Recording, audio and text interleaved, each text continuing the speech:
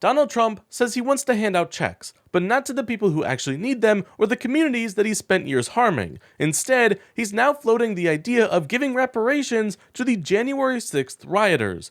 That's right, Trump wants to use your tax dollars to reward the very people who tried to overturn democracy. We wish we were making this up. Stay tuned for this story, and as always, don't forget to leave a like and subscribe. Newsmax, the far-right propaganda channel, is already well known for their insane reporting, but yesterday, they spent their interview with Trump spitballing some of the worst possible political decisions. And it all culminated with discussing how apparently unfair we've been treating the January 6th protesters. Just take a look at this. No, but I took care of them.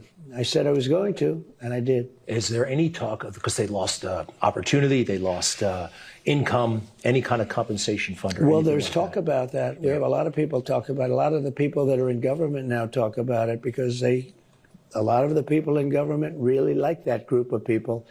They were patriots as far as I was concerned. I talk about them a lot. They were treated very unfairly. You know, the thing they show is they show a group of 1,000, whatever it may have been, 1,500 people down. What they don't show, you never see the crowd that day.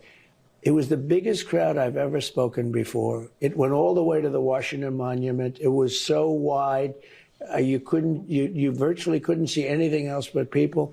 They never show that.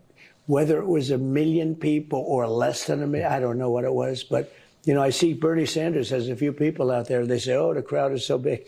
They don't talk about the crowds.